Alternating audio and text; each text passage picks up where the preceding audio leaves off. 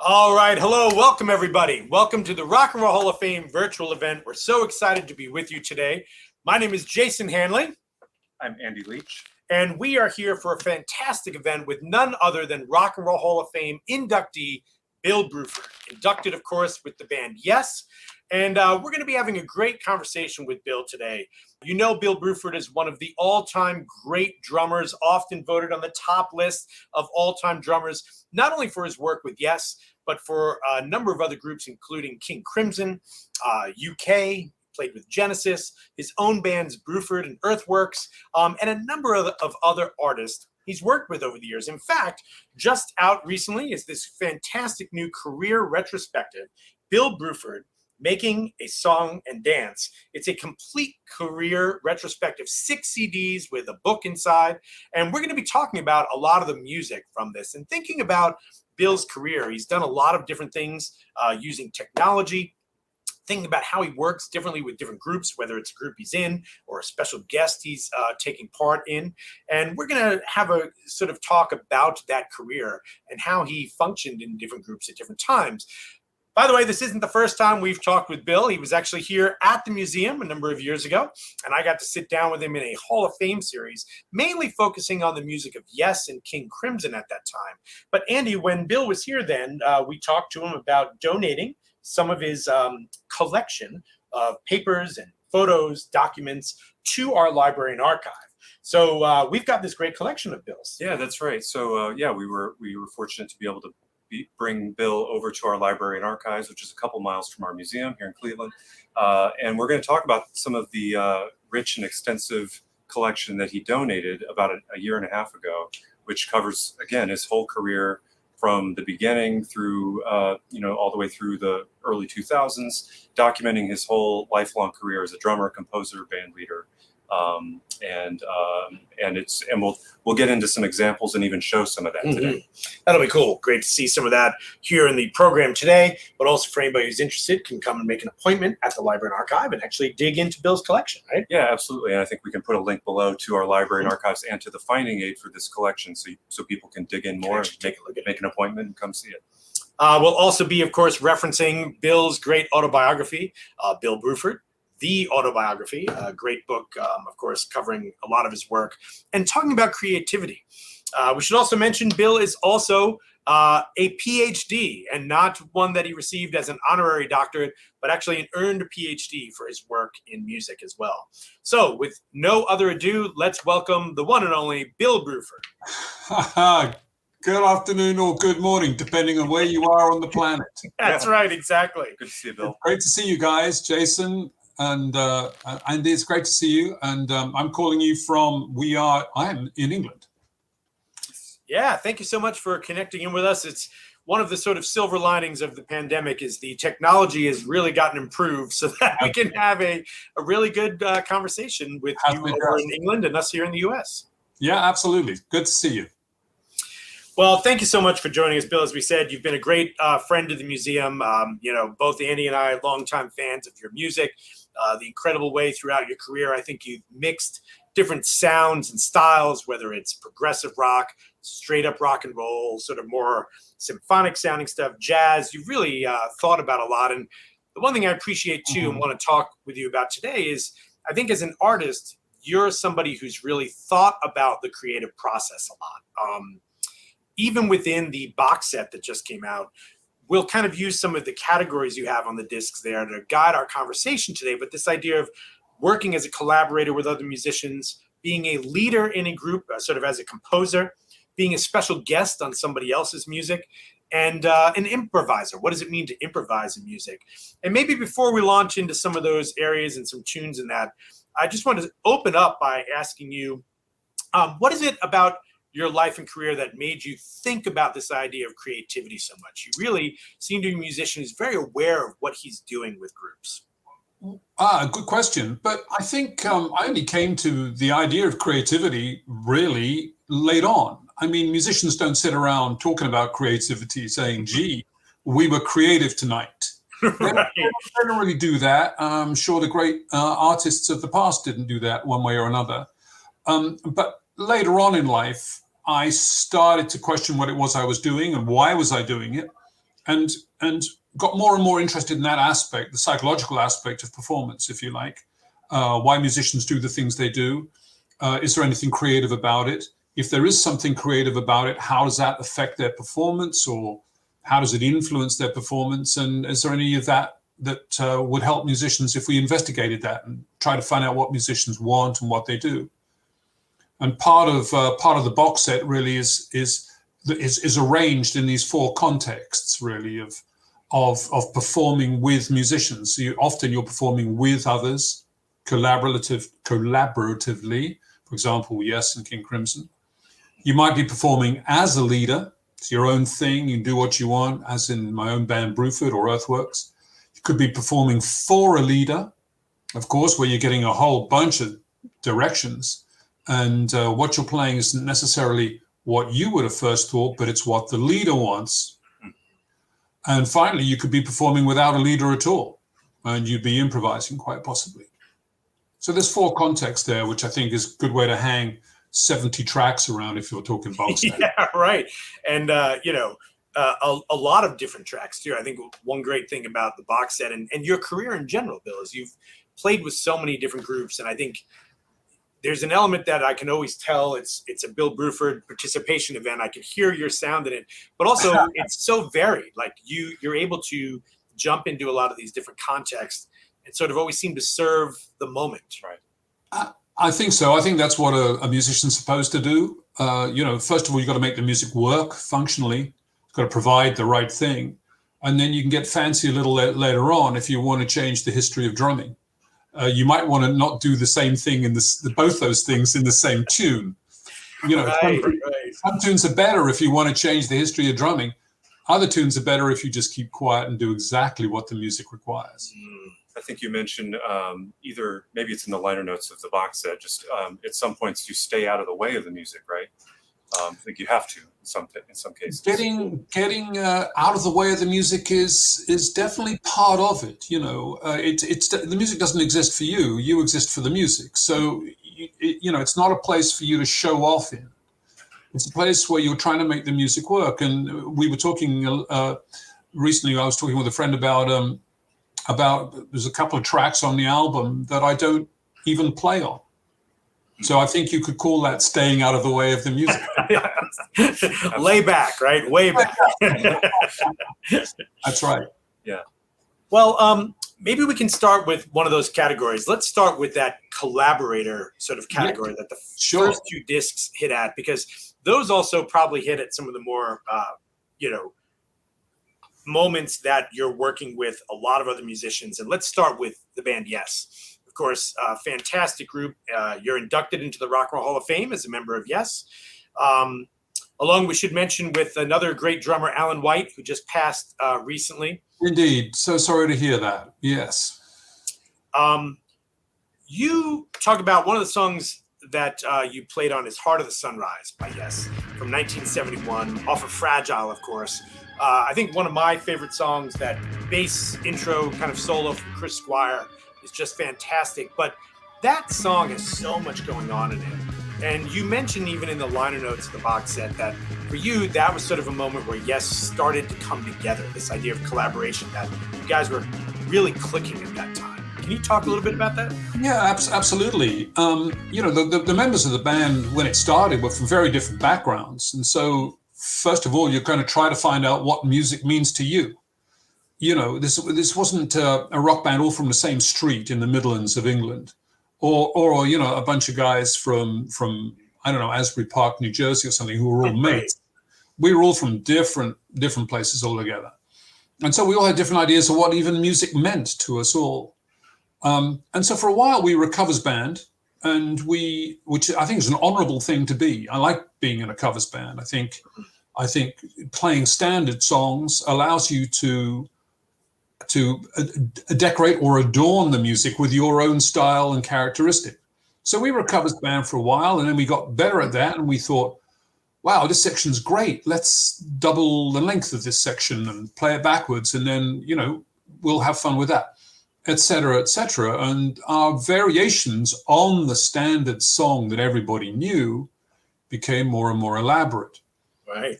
From there, it was only a small step to saying, well, why don't we write a new introduction for this, or change its tempo or something. And before you know it, you've dispensed with the original song altogether, and you're writing your own original material. Even that didn't go immediately to the right place, but we were on Fragile, which, as you say, Jason, I think was a third album, maybe a fourth album. Yeah, fourth, yep. Before I hit, what is only my opinion, I mean, everybody else has their opinion, before we hit kind of pay dirt with Heart of the Sunrise, the song that you mentioned, where I think we all sort of agreed that this was a good version. This was a template, really, for how we should go about doing things. It had all the hallmarks of a longer progressive song.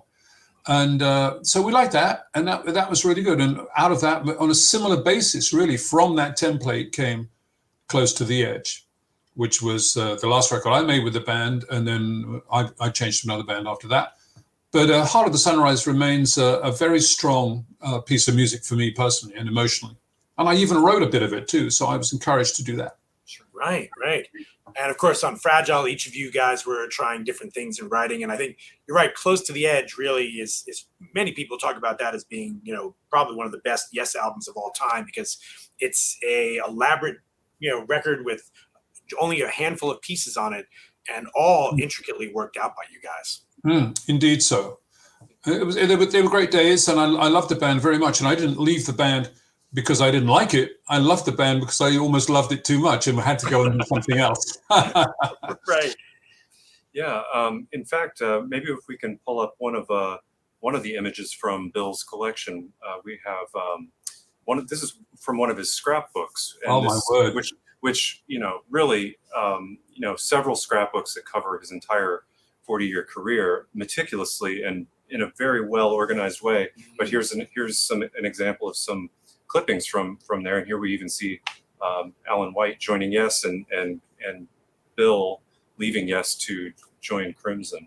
No, leaving Yes to get a haircut. Yeah. Yeah, and I know. I mean, from what I remember reading in your autobiography, you took a lot of maybe some criticism, or maybe just there were a lot of questions about why would you leave such a successful band kind of at its peak, right? Yeah, there was a lot of that talk, understandably, but what can I say? I was a young kid. I was only 22 or something. I'd only been a professional musician for 4 years, and I barely played anything at all before Yes. So all I'd seen for 4 years in front of me was the same 4 rear ends. Right. And they were delightful rear ends. I mean, I couldn't want for nicer, but I'd only seen those 4 guys. I only heard myself in one musical context in my whole life. Yeah. I wasn't going to stay in that my whole life at all. So I wanted to get out, see some other guys, see some other faces, hear some other sounds, and watch how I worked with other people. I might have been terrible. It turned out okay, but yeah. So perfectly straightforward to me. Sure. I think too, if we talk about Crimson for a minute, again, particularly thinking of that idea of collaborating with other musicians, as you just mentioned, Crimson is a very different organization than Yes, right? I mean, Robert Fripp is a very particular personality in the band, and you, of course, famously have played in a number of really great lineups in King Crimson. Think of the early stuff like Red with John Wetton in that, or the lineup kind of later in the 80s that featured Adrian Belew and the great Tony Levin playing along with you guys. One of the tunes that's on the box set, and one of my favorites from the album Three of a Perfect Pair, is the title song, Three of a Perfect Pair. There's even a live version of that from the Absent Lovers CD. What's that moment of playing live with King Crimson like, and how is that different maybe from what your experience with Yes was? Well, all good questions. When we were compiling Heart of the Sunrise or Close to the Edge, we didn't know what we were compiling. We probably couldn't have played it all the way through. We didn't know. We took a break, and then we come back and say, what should we play for the next 16 bars? Right. It was being written in the studio under a clock ticking. At the end of that, you could play the song, but you didn't know what it was until you'd finished the album. Mm. With King Crimson, on the whole, we talked less. It was a quicker process. We knew what we were going to record and could probably play the song. We definitely could play the song all the way through as an ensemble, even though it might be 7 minutes long. We'd pretty much rehearsed it somewhere. So it was a faster process for sure.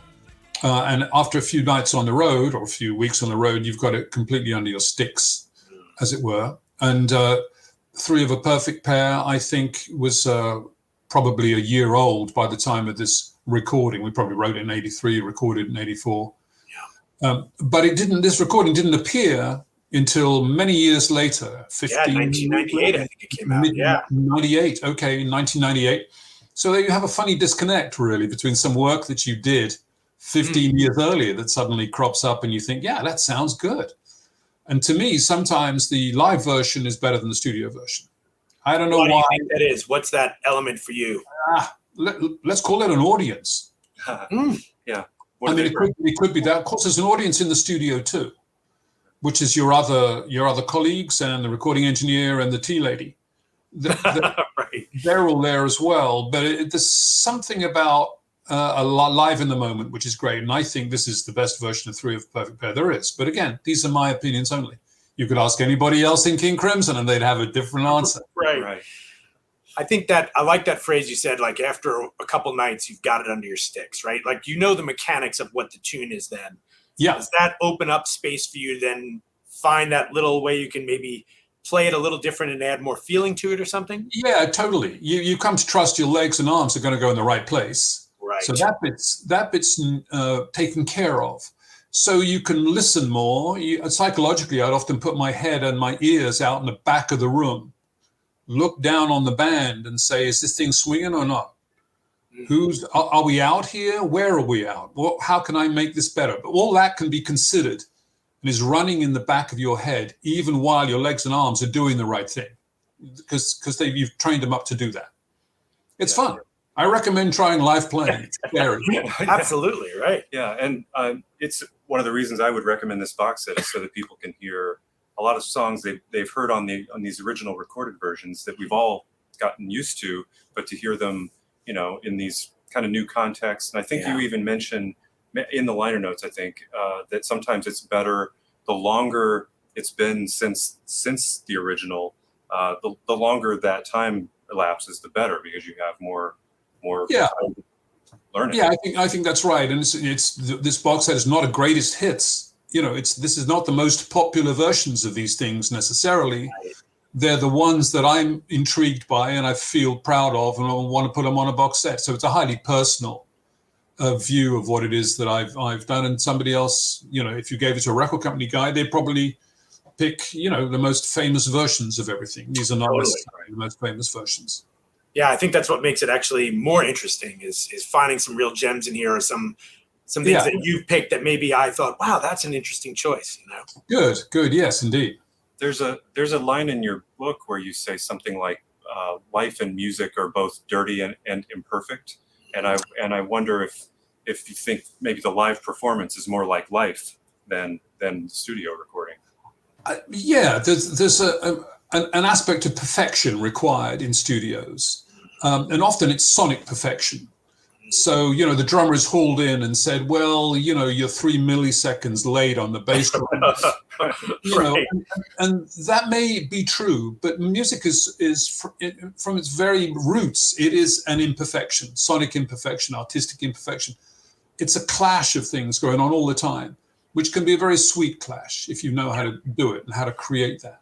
But it's not something you're going to measure on an oscilloscope and compute it to death. It doesn't really work that way. So, you know, I think towards the late 80s, as the computer took hold in the recording studio, some of us fell under its seduction and felt that if it looked perfect on a screen, it was going to sound perfect. That's not always the case. Yeah, you're right. And a good example, you know, musicians don't play sheet music exactly as written. Everybody puts their own touches, their own swing, their own kind of phrasing on things. Absolutely. Yeah. before we move on, thinking about Yes and King Crimson for a minute too, I think one of the things, Bill, that you talk about in your autobiography quite a bit, and actually is in some of the papers from the collection here, is the business of music that happens around that, particularly when you've got a group and a lot of people, and there's royalties and there's touring schedules and all of these other things. Can you talk a little bit about that aspect? Because I think, you've been pretty open in your autobiography and other places about there are many pitfalls of the music business, but also it's there and helps you make a living as a musician and connect with audiences. Like, what's that maybe sort of relationship with the business side of music? It's a big subject, but it's not one that I was ever afraid of. I was always interested in it because I'm so old that we came from an amateur business where, the accountants didn't know how to account. The managers were making it up as they went along and taking too much money for it. The musicians didn't care about anything. And broadly, there was always going to be more money tomorrow than there was today. So you didn't really care very much. So somebody would say, we just made a loss of, God knows how many thousands of dollars in the States, but don't worry, that'll come out of the record royalties.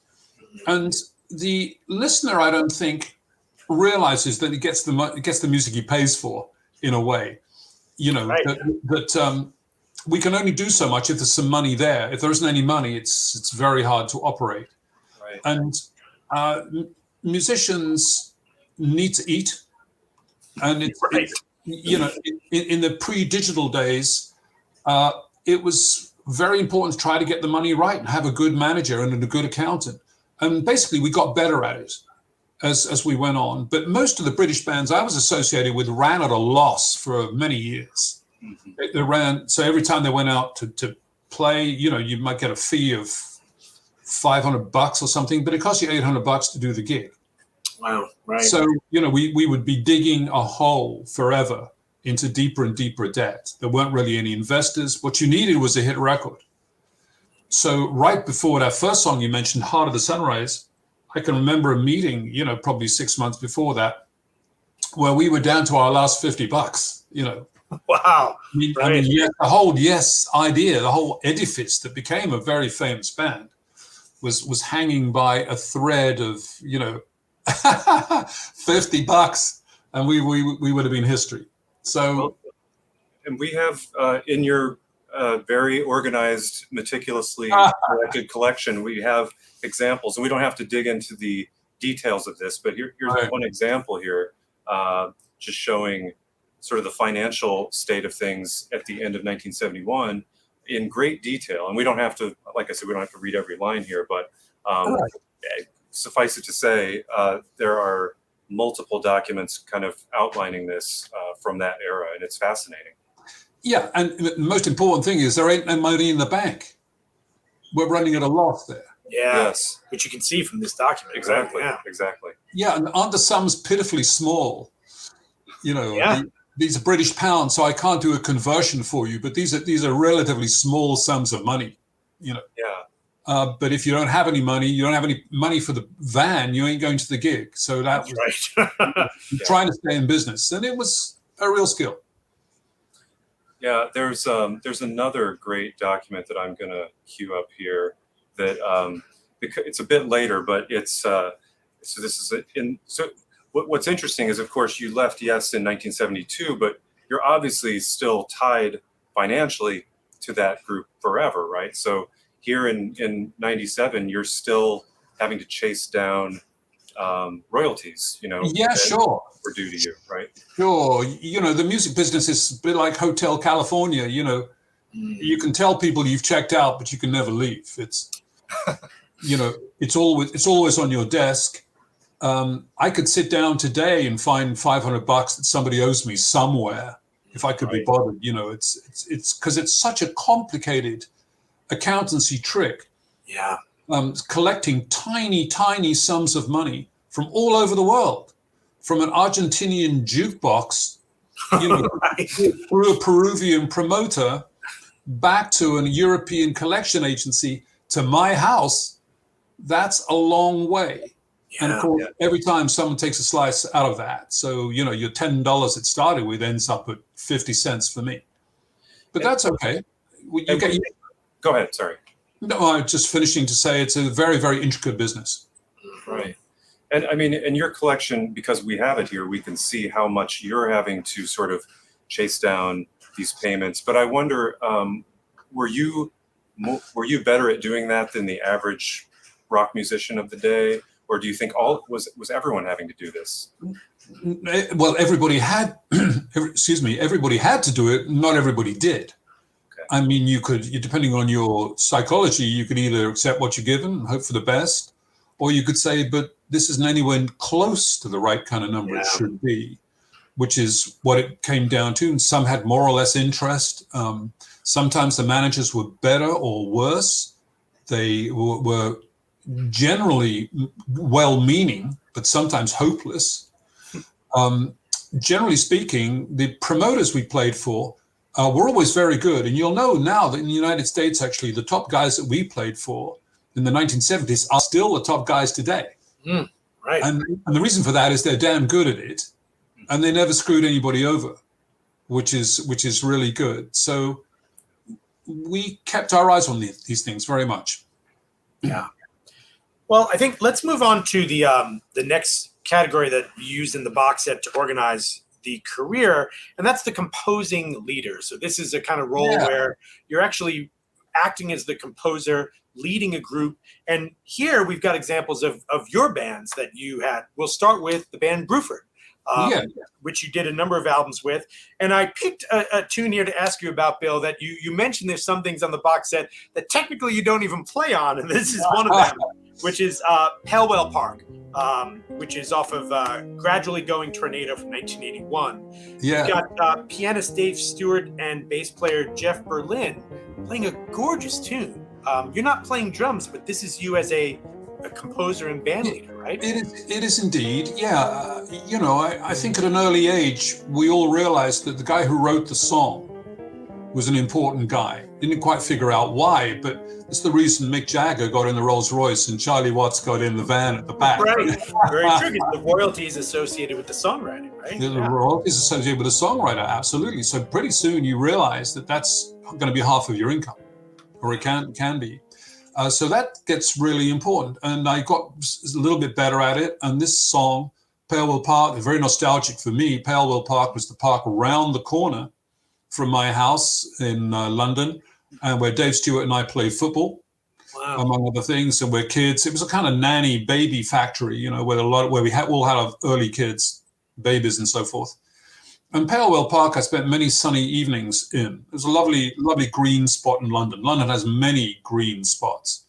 And I wrote this thing at the piano, and, I couldn't think of anything that the drums could do, so maybe have them silent. Dave took it on board as a pianist and loved it. And of course, it became a bass feature for our wonderful US bass player, Jeff Berlin, who performs the most staggering bass solo on it. It's a most beautiful bass solo. And in England at the time, nobody could do that at all. It was completely impossible. So it really freezes a moment of great happiness for me, and a great moment for Jeff Berlin, particularly on bass. Yeah. It shows, too, your ability, your kind of songwriting in Bruford there, going more into the jazz side of things than the rock side on a tune like that. Yeah, very true. I grew up with jazz. I always thought I was going to be a jazz drummer. In fact, when we formed Yes, I thought it was going to be a jazz group. Little did I know. Right. Although I would say you certainly can hear your jazz stylings throughout Yes, right? I mean, it's even one of the things I often talk about is the difference between you and Alan White. Alan tends to be more of a rock drummer, and you're both great drummers, but just different styles. Yeah, I think you're quite right. Yeah, I had a lighter touch. I'm looking to do it a different way often. These are typical jazz tropes, as they say. And Alan was more a rock guy, absolutely. There was a lovely description, I think, when we were both in the same band at the same time, both in Yes at the same time, two drummers. With the Union tour in that, Union. It was a Union tour, and I think either a critic or a wit or somebody backstage said that Alan White I was the hollandaise sauce to Alan White's meat and potatoes. Which I thought was pretty good. Right. Another one I wanted to ask you about, and maybe even have you talk a little bit about Earthworks. I've always been a big fan, I think Andy too, of Earthworks, because you did so many interesting things under that banner, the idea of Earthworks. Nerve is the one I was going to talk about, only because, again, there's a great live version on the box set, performed in New York City in 1992 at the Bottom Line, great club. And I think there's something about the recorded version of Nerve is great, but that live version, you mentioned earlier this idea of really kind of getting at it. You really feel it on a recording like that. I think so. Same principle involved. You know, somehow the original perhaps was being invented that time. Perhaps the clock was running late. It was okay in the studio, but in a relaxed scene at the Bottom Line, you know, a few months later, you'll get a better version, almost certainly. And I really liked it. The drum line, you'll know this, Jason, has a kind of slipping feeling to it. Yeah. Every 2 bars, it's like it takes 3 steps forward, 1 back, 3 steps forward again, 1 back, 3 steps forward, 1 back. It's the rhythm pattern of it gives you that feeling. Yeah. But also with young British jazz guys, these are definitely jazz musicians. When I hooked up with these guys in Earthworks, they were all 21 years old and had never heard of Yes or King Crimson, which shows you how, you know, the different worlds that jazz and rock were at the time. Right. Now it's much more blurred, but at the time, that's what's true. Bill, that's interesting. Was that exciting for you to maybe surround yourself with people who didn't think of you as Bill Bruford of Yes and King Crimson? Oh, totally. On purpose? It's on purpose. It was kind of added bonus that they'd never heard me play the drums, really. Yeah. Which was nice. They just took it as read that I seemed like a nice guy. I turned up when I said I'd turn up. I paid what I said I'd pay. And they had clean sheets. What more do you want? Right. That's great. So they got on with it. And I said, you know, they've got these things called electronic drums. And I think what we're going to do here is that you guys can play single notes, you know, single note bass, single note saxophone, and single note E-flat tenor horn sometimes. And I will play the chordal information. So that should make us sound a bit different. That didn't work out entirely correctly, but it wasn't a rule, you know, of being in the band. But that's how we started, for sure. Yeah, we of course we have from your collection some really interesting an interesting folder. Oh, some of your home programming, MIDI programming schematics, and other kind of instructions. Can you kind of just for the layperson, kind of talk about what we're seeing here? Yes, there's a big machine called the SDX, which is a kind of computer. It's kicking out a code called MIDI information to various boxes, which is telling other boxes what to do, and it's capable of turning some of those boxes on and off. So you might have reverb on a snare drum, but then in a different patch stored in the big box, you can turn that on and off via an MTM, which is the central box. And then you're going to mix it with an automated mixer. But this is all, none of these machines really were designed to be run together. Mm-hmm. So all this stuff you can probably do on the back of your watch. Right.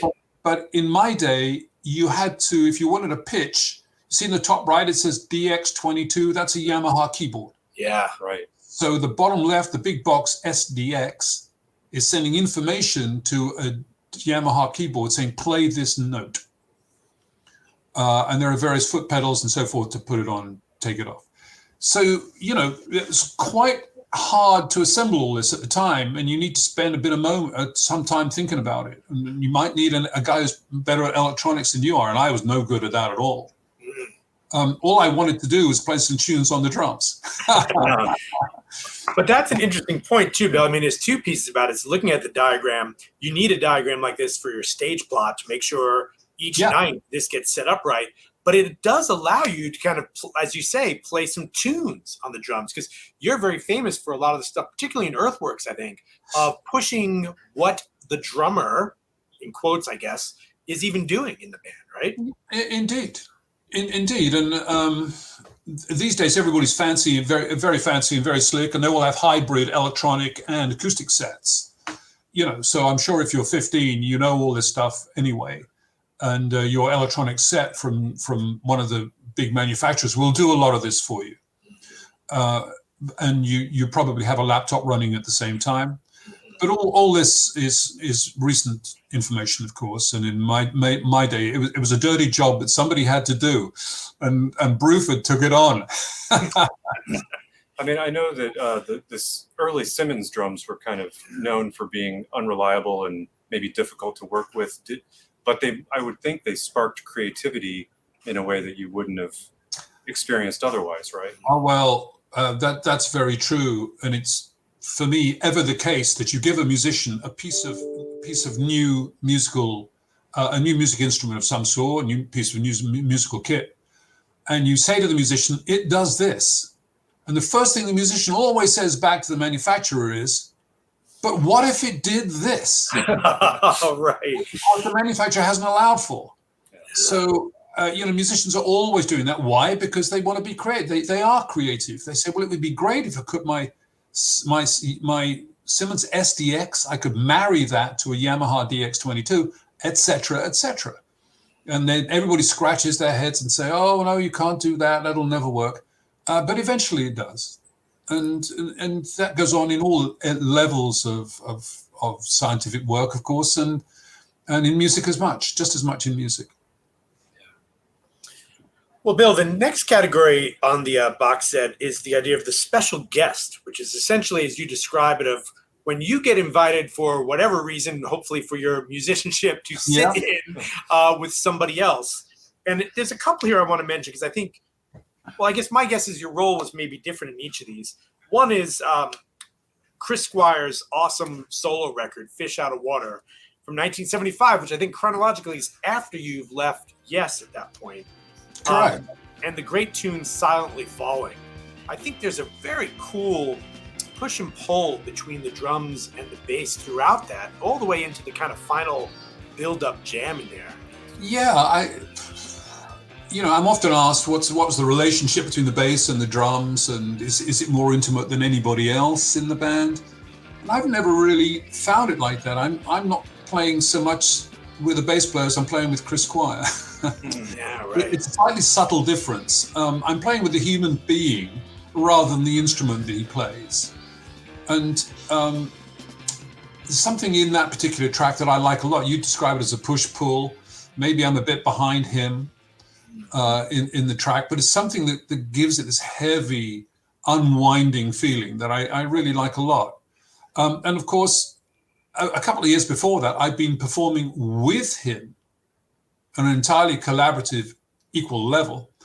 2 years later, I'm working in his studio for him. Yeah. Again, a subtle difference. So now what I'm trying to provide is something that Chris actually thinks is right for the track. It's his album.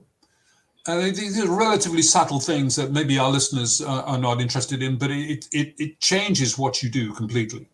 Yeah. With him, let's say, as an example, was it sort of dictated by him to some extent, or was it pretty intuitive to you what he needed?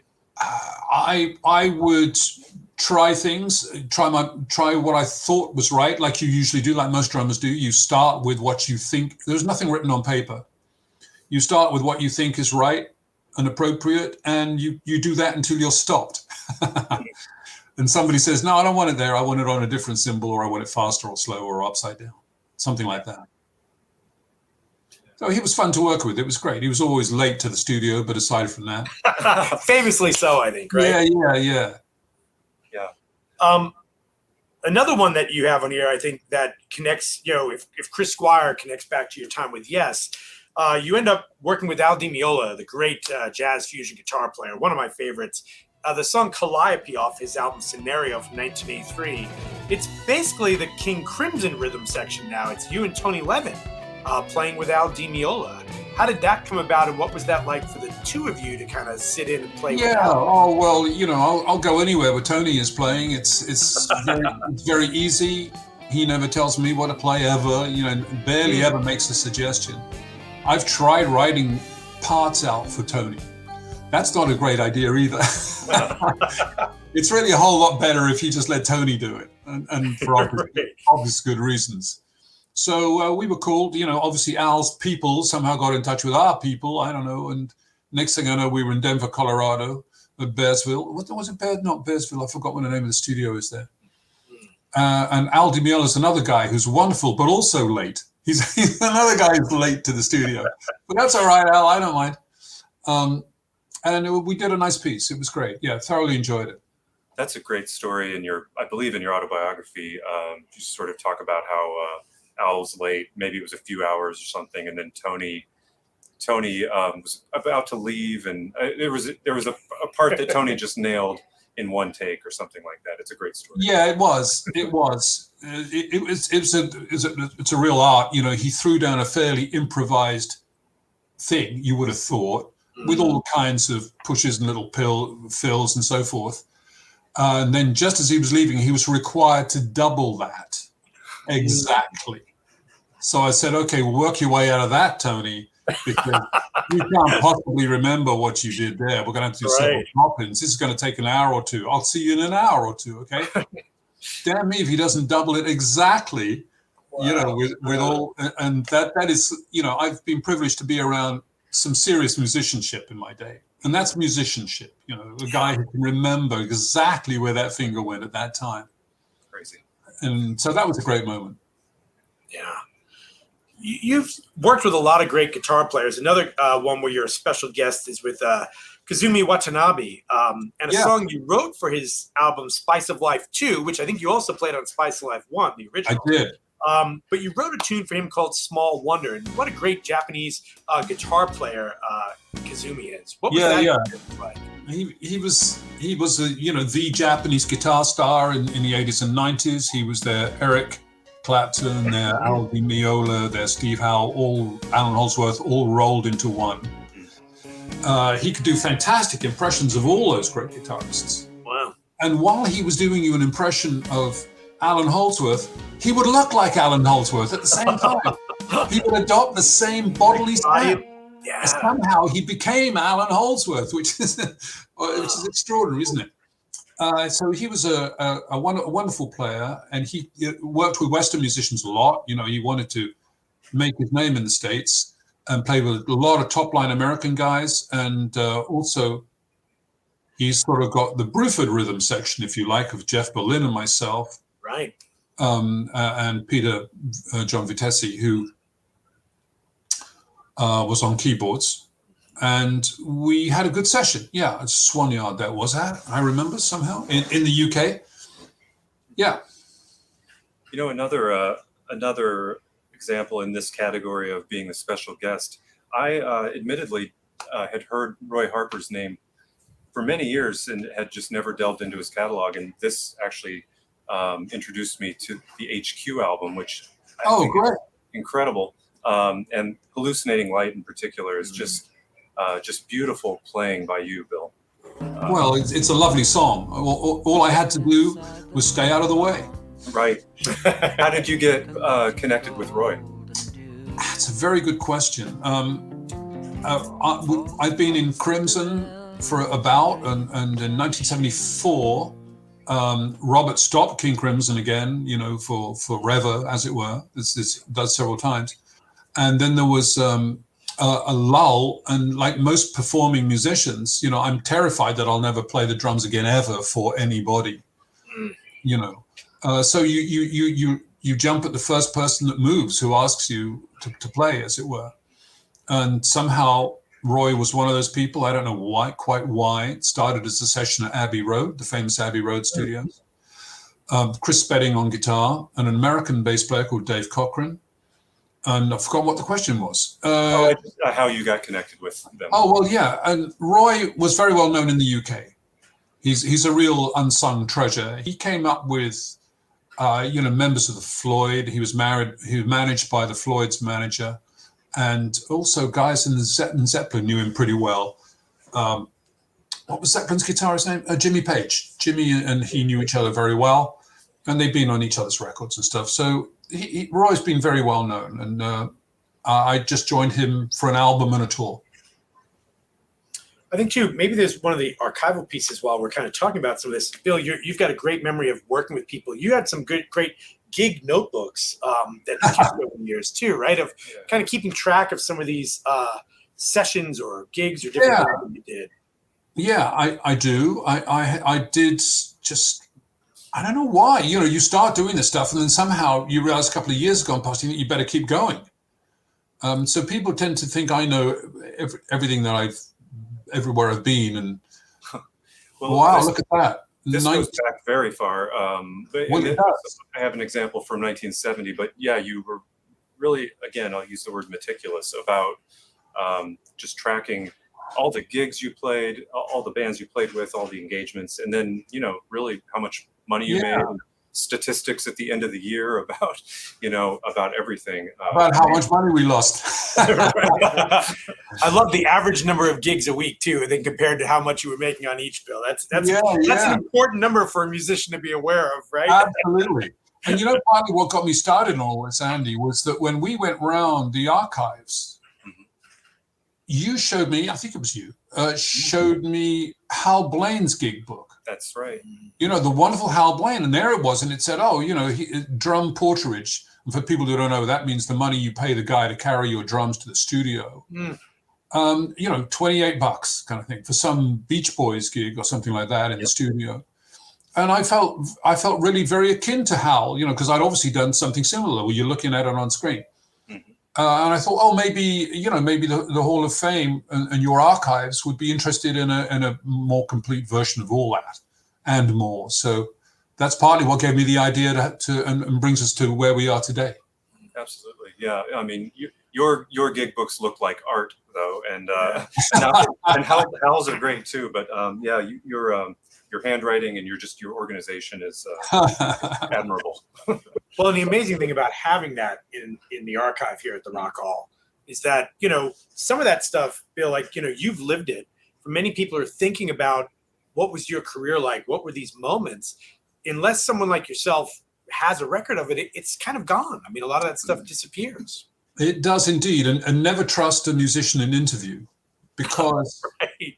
Like this one, because memories change and fade.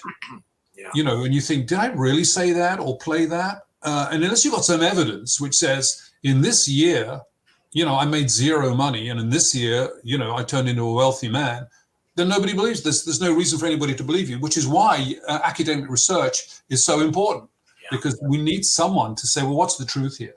Yeah. Well, and then further along, another decade later, we have some tour itineraries. I mean, you were really great about keeping those and saving them and preserving them. So we have here about 4 King Crimson tour itineraries from the early 80s. And as you go through them, you can kind of see, where all these engagements happened, where you stayed, what time sound check was, who the promoters were. And here we even see Jules Belkin, who we know here in town. This is a show in Akron back in '82. So, do you remember? I mean, could you maybe even any memories of this tour in particular? No, I don't think so. Okay. It's just that you'd sort of be given one of these books on the first day of the tour, and I'd greet it with mixed blessing.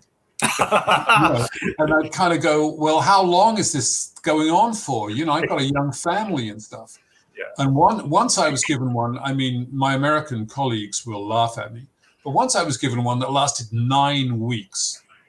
Now, I'm telling you, to me, that's an awful long time to be on the road. But I know, Americans work much harder at music than Brits do. And would gladly, there's guys I know who've been out on the road in vans for months and months on end. Yeah. But in King Crimson, I promise you, you don't want to be there for more than 9 weeks. And that is a weird experience to say, like, here's the book of the next 9 weeks of your life, right? Yeah. I mean, it's an interesting moment to have that handed to you. It is. And of course, you're grateful for it and you're thrilled to be doing it, of course. Yeah. And if you can just stop looking at the end and thinking, right. Will I ever get there? Right. Well, Bill, we had one other category to talk about from the box set. This is the idea of the improviser. And I think for this, it cuts across sort of all the different groups you've played in. And you mentioned right at the top end when we were talking about it, this idea that whatever it is, whether it's with a one person or a group, but the moment that you go in and say, okay, there's nothing necessarily predetermined, we're going to improvise on maybe an idea or a topic or a musical theme or something. To get you to talk a little bit about that, let's bring in here a tune.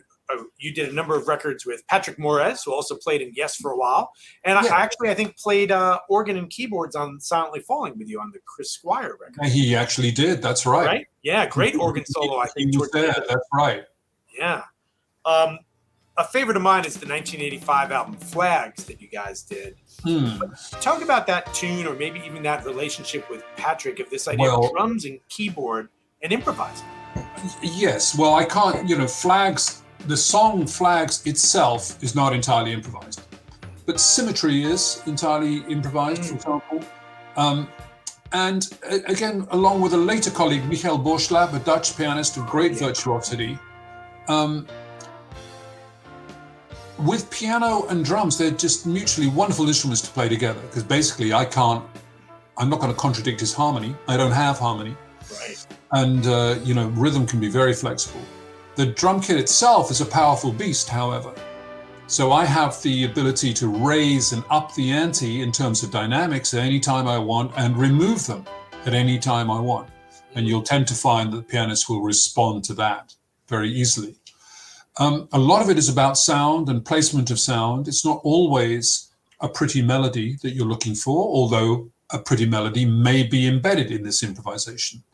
Not always. There's another improvisation in there called No Warning from King Crimson, which is entirely improvised, but is a nasty bit of post-industrial mayhem, which sounds a bit like a power station exploding. So that's a different way of a different contour, different quiet level of sound and weight of material.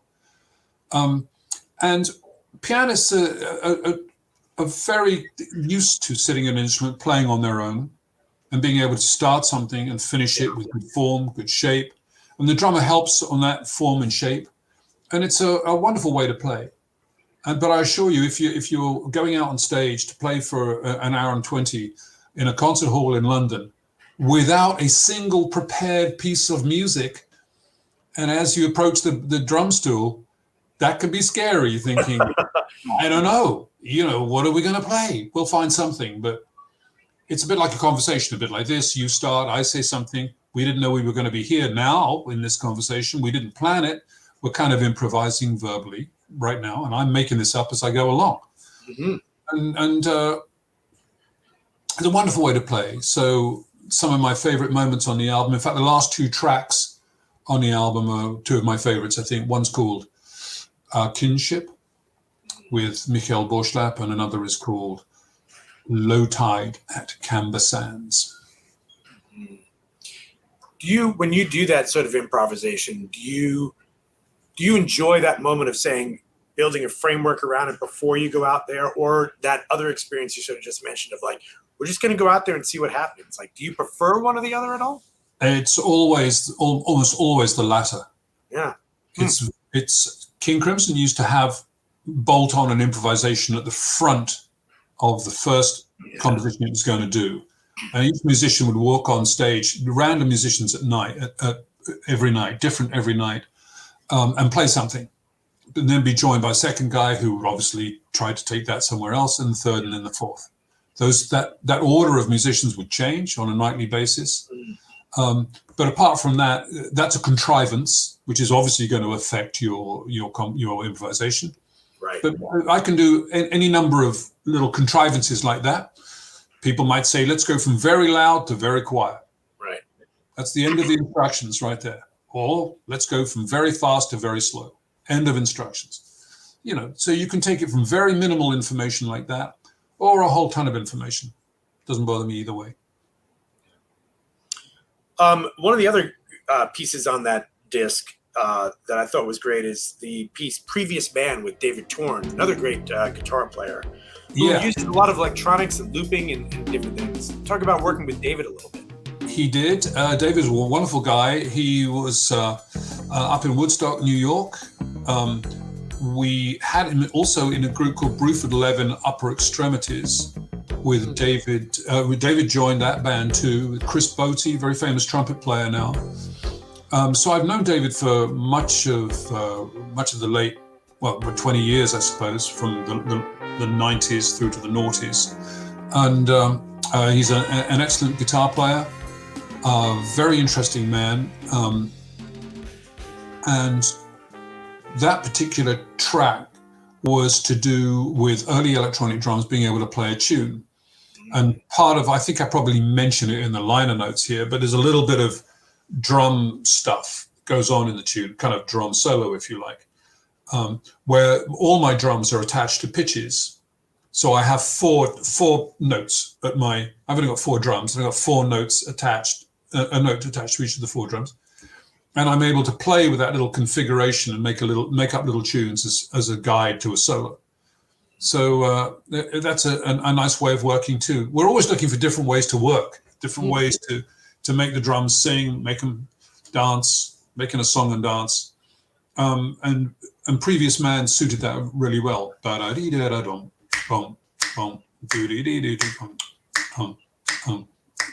Etc. Yeah. Sorry, I'll stop singing now. No, No, thank you. It's great. Just thinking about all the collaborators we've just mentioned, and I think you alluded to this a little bit earlier, but in your memoir, you mentioned you talk a little bit about the difference between Brits and Americans, and I think in terms of the work ethic, could you speak to that at all in terms of just in the context of different bands or artists you've worked with? That's a big topic. Okay. Broadly, my American colleagues were always perfectly happy to work extremely hard on an instrument and get extremely good at it. On the whole, that's viewed with some suspicion in England, who value the cult of the amateur. Yeah. So Winston Churchill, the great wartime leader, we would have thought of as an amateur. Wasn't a professional politician at all. We like amateurs who somehow have a stroke of genius. Yeah. The trouble is, when it gets too amateurish, like the Sex Pistols, it's not going to be any good at all. But we kind of the American work ethic is a wonderful thing.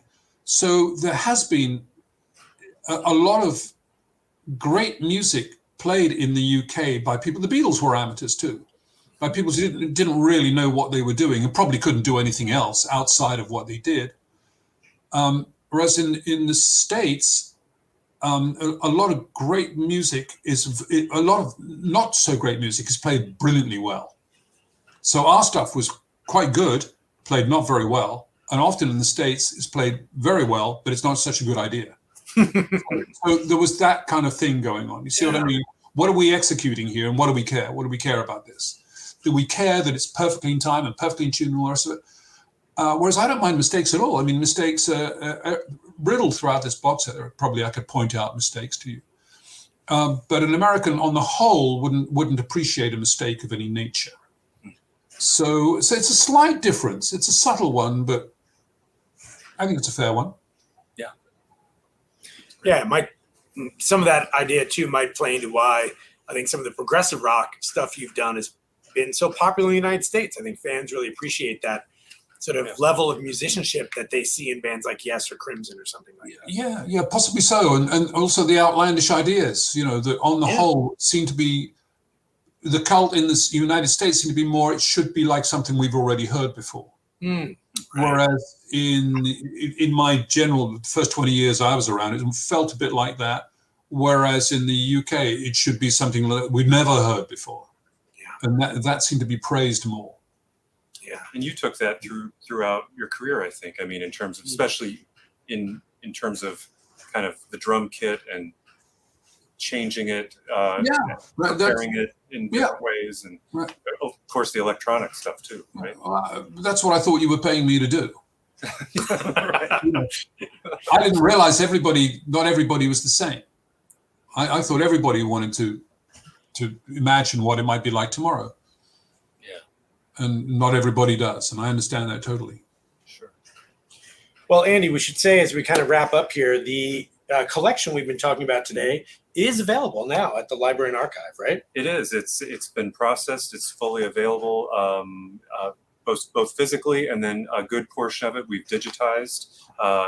Bill's gig books and scrapbooks are already digitized, so all of that is available at our Library and Archives, a couple miles here from our museum here in Cleveland. And again, it includes everything we've kind of been looking at: tour itineraries, financial statements, royalties, information, contracts, a lot of the business side of things. Yeah. But then, like I said, Bill's scrapbooks and gig books kind of tell you the story from his perspective, kind of going through it all.